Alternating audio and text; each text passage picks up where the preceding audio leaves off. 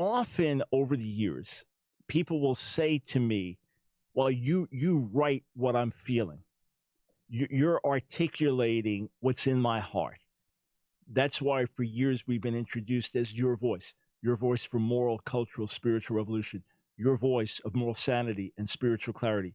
By God's grace, we've got these great platforms to reach millions of people every week in radio and social media and writing and video and TV.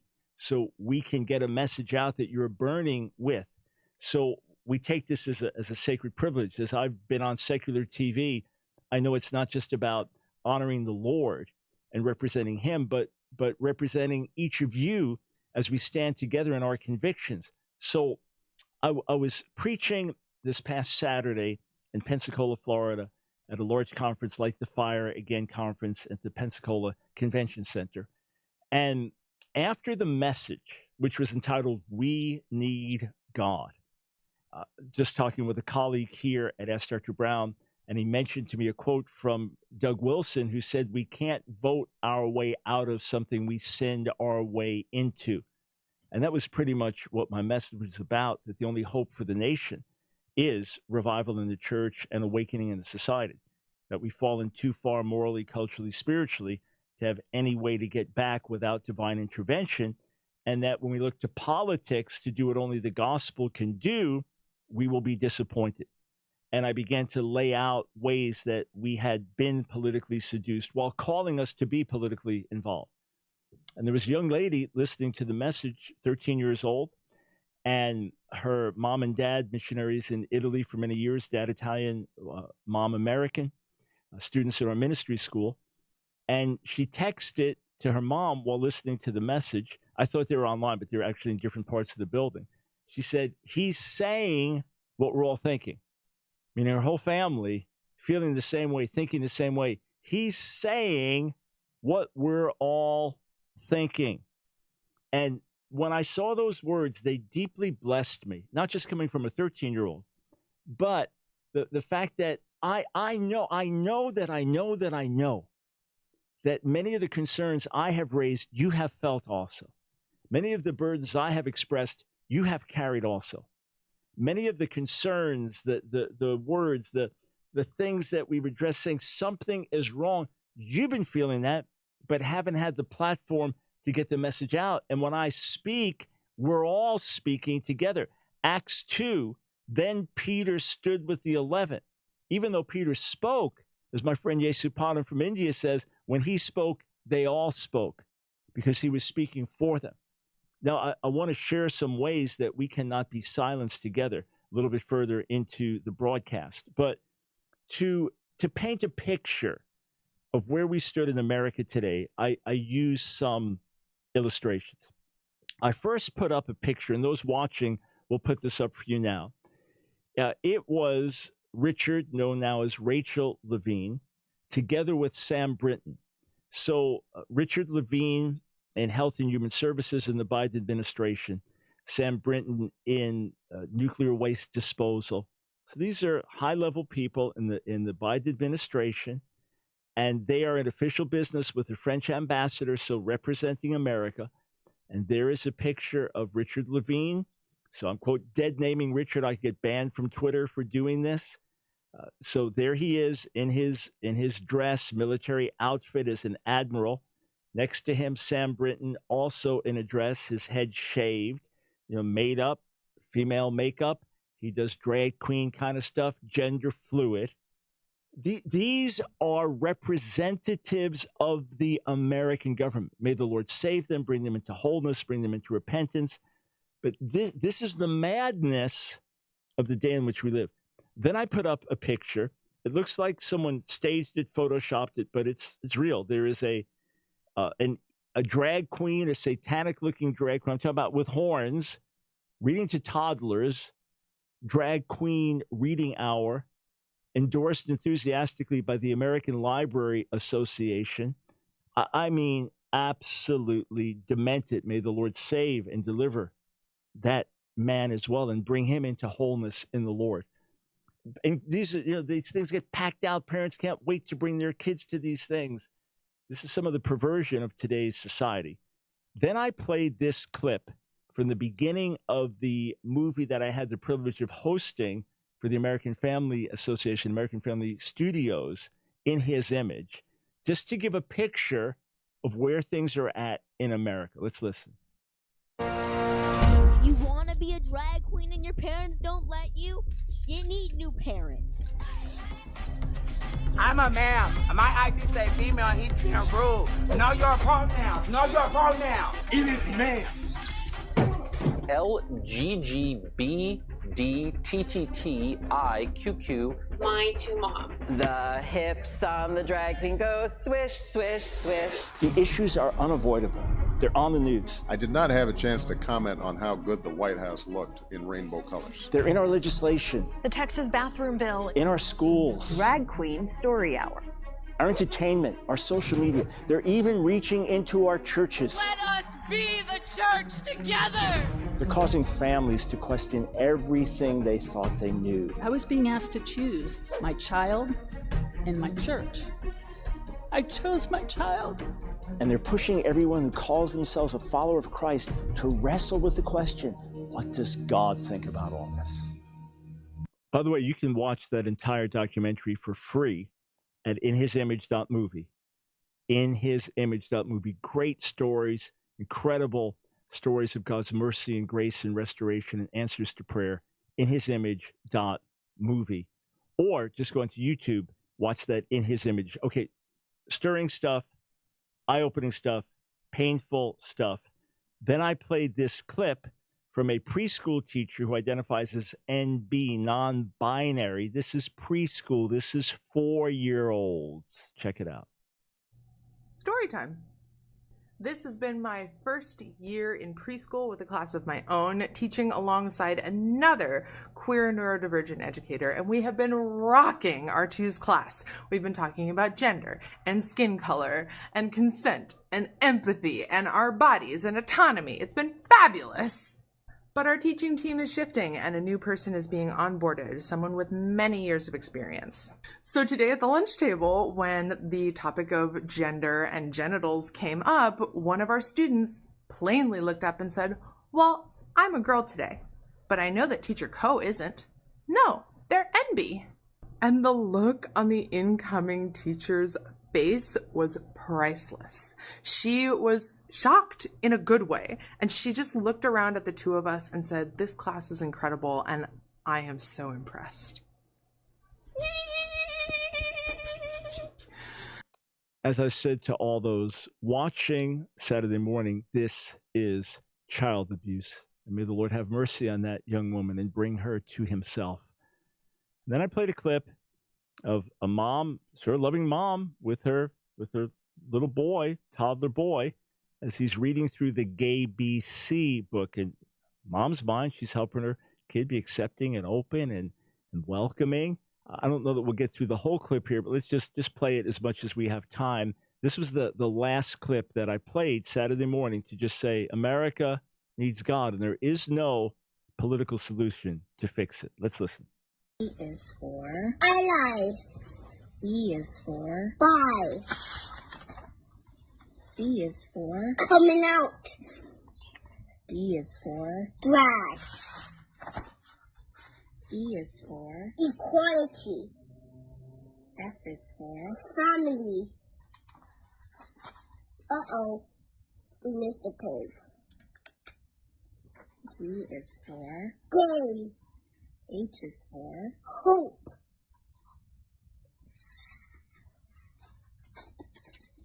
I is for intersex. J is for joy. K is for cookie. L is for lesbians. M is for Martin. N is for non-binary. O is for orientation. Very good. P is for hands. Q is for I don't know what Q. That's okay. Q is for queer. Queer. All right, so it goes on to the end of the alphabet. Again, that's a loving mom involved with her kid. and raising that kid in ways that we say, please, no, no, no, no, no, this kid's going to grow up confused. What's the political solution for that? Who are we going to elect that's going to fix that? There is no political solution. Should we be involved? Yes, yes, yes. The midterm election is important. Yes, yes, yes. But friends, we need God, starting in the church, sweeping from there into the society. We come back, just want to tell you how we can make a difference together. I've got some hope, some encouragement for you.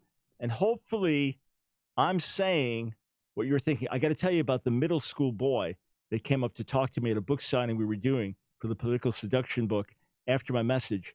You got to hear what this 12-year-old boy had to say to me. We'll be right back. I want to tell you a conversation I had with a 12-year-old boy.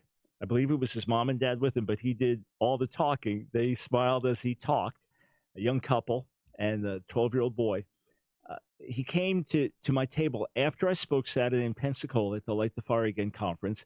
I was doing a book signing for my political seduction book. So it's a great time to meet people face to face and hear from them. And it was really, really interesting. It was really, really interesting to hear how many people came up to me and said, I thought I was the only one feeling like this.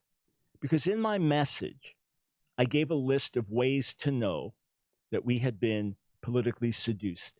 As someone who voted for Donald Trump twice, as someone who strongly encourages Christians to get involved, be it in the local school board or voting or being informed, as someone who's been on the front lines of the culture wars now for almost 20 years, especially focused on LGBTQ plus related issues and reaching out to people at the same time. So as someone encouraging us not to withdraw from the political scene, but to be salt and light in the midst of it, I said, here are ways to know that we've been politically seduced. And I've been through this on the air. I don't want to rehash it again, but, when we're more concerned about winning the elections than winning the lost, when we become an appendage to a political party, when we lift up a person in a way that we should only lift up the Lord, when we become as vulgar and nasty as the candidates that we support, when we divide over a candidate rather than unite around Jesus, and on and on. So I've been going through this, and one after another, people said, that's how I feel. I don't feel like I could speak up. Now, if you don't have the book yet, Political Seduction of the Church, you missed out on the pre-order, the signed pre-order copies. We got a great resource offer for you today. So let me make this available. This is by phone only. So if you're listening day after the show went live on podcast and you're not calling in during our show hours, no problem. Just call, leave your contact info. We'll get right back to you immediately so you can take advantage of this. But this is not advertised online. You can't go to our website and find this. No email announcement. This by phone only. Just something special that we're doing this week. So here's the number to call, 704-498-4673. Once more, 704-498-4673. Get my book, The Political Seduction of the Church. Dr. Brown, do you deal with false prophecies? Yeah, deal with all that. Do you deal with an unhealthy Christian nationalism distinct from healthy Christian patriotism? You bet. Do you deal with questions like, is the church supposed to take over society? You bet. Do you deal with what really happened January 6th? You bet. All in the book. And we lay out the calling of the church. When you get that, when you see our calling in God, you won't get sullied with earthly things. You'll bring a heavenly perspective into the things of this world. So you get the book, Political Seduction of the Church, plus one of the strongest books I ever wrote in my life, How Saved Are We? Trust me, the title says it all. It'll burn in you as you read it, but I believe resonate. Those that want a serious walk with God, those that don't want a cheap gospel. That book, plus maybe the most important message I preached in the entire time I was in Pensacola in the Browns Revival, Holy Desperation. That's on a CD. Remember CDs, right? So just copy it onto your computer, your cell phone, listen to it, take it in. It'll stir you. So those resources over $40 worth just for $25, but you have to call to take advantage.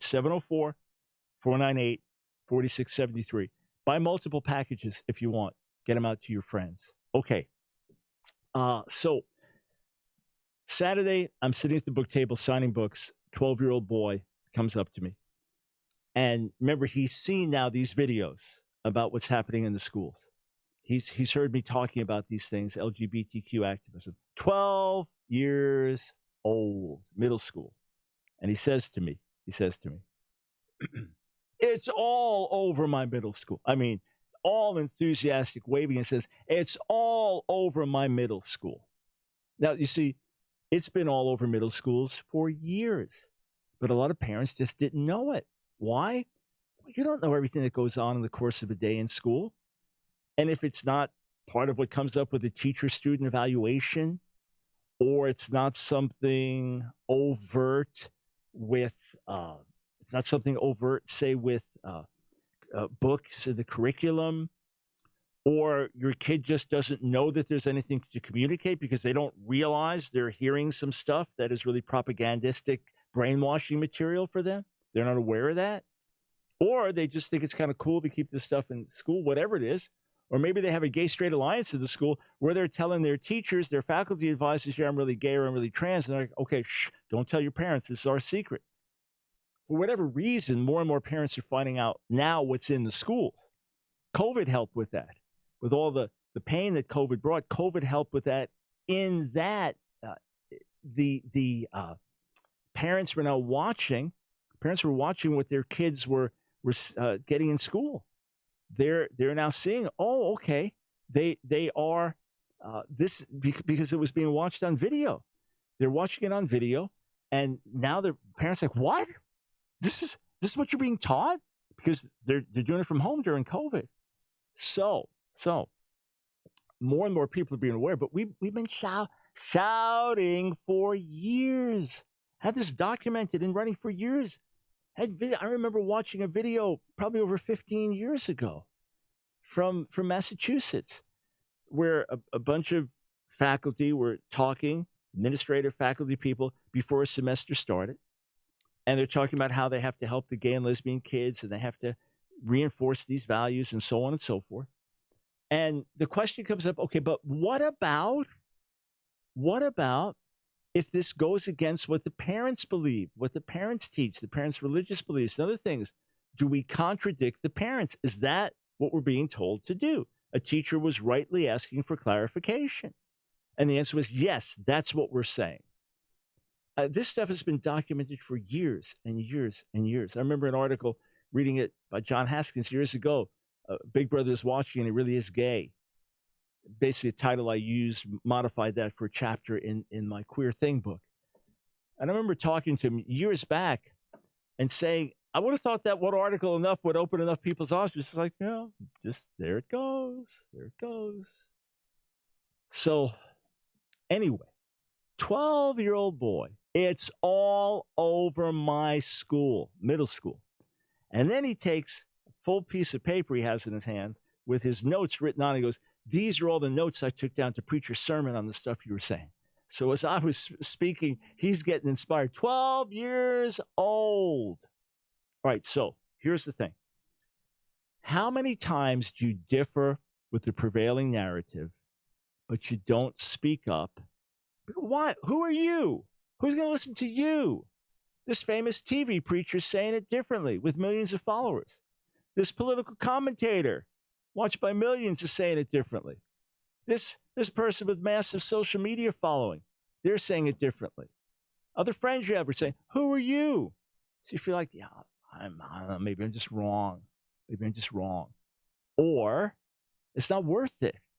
You raise your voice, you get vilified, you get attacked. Everybody turns on you. Or you say to yourself, no one's going to listen. No, why bother? Or you're just intimidated by the conflict.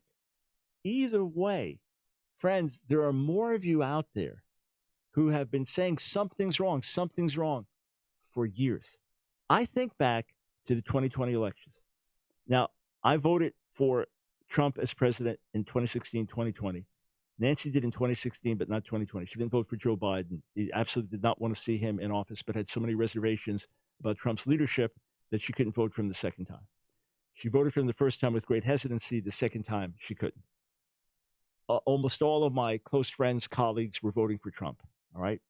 And all these prophetic voices were virtually unanimously saying Trump's going to be reelected. Trump's going to serve 4 more years. And I was hoping they were right because I wanted him in. I preferred his policies to those of Joe Biden, weighed the good he did versus the bad that he did and thought the good outweighs the bad. That was my perspective.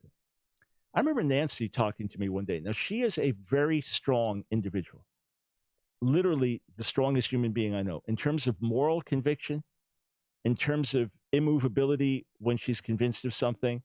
I literally don't know anyone. And I know some very strong leaders. I don't know anyone who is stronger than my wife, Nancy, when it comes to moral conviction. It's not even an issue of what the consequences are. It's like, this is right. This is true. How can you even entertain anything else? As strong as she is. And then married to me, another strong person, although she's stronger. But I'm a strong person. Confrontation doesn't bother me. In fact, it fuels my fire. The more I get attacked, the stronger I get. The more I get resisted, the bolder I get. So she's married to me, and by God's grace, we can reach millions of people every week. We've got a good following. So she's not just somebody all by herself. Still, she felt that intimidation. And she came to me one day, she said, what about those of us who don't believe the prophets are right? What about our own relationship with God? What about that? I mean, she came to me just in tears of pain and knowing that she's feeling the way many others feel. Who am I to think that they're all wrong? Who am I to think that all these spiritual leaders are wrong? Who am I? Now, regardless of where you land about Trump, that's not the issue. That is not the issue. The issue is that ultimately you're accountable to God for your life, not for mine, not for true prophets, false prophets, not for Donald Trump, not for Joe Biden. You're accountable for your life, and I'm accountable for mine. And by God's grace, I can often serve as your voice and articulate what you're feeling because I'm feeling the same thing. And I know that I'm speaking for others. But more than that, I'm encouraging you, everyone, if we all speak up, we can't be silenced. And you find out you are not in such a small minority as you thought. Hey, friends, I hope you enjoyed that video. If you did, click on one of the boxes on the screen, check out another one of our videos, and be sure to subscribe and hit that notification bell so that you don't miss a single video. You know, we discovered that about 60% of you that are watching our videos aren't subscribers. So subscribe today. Doesn't cost you a dime. And if you want to support our work, Line of Fire, and all the things that we do, follow one of the links on the screen below.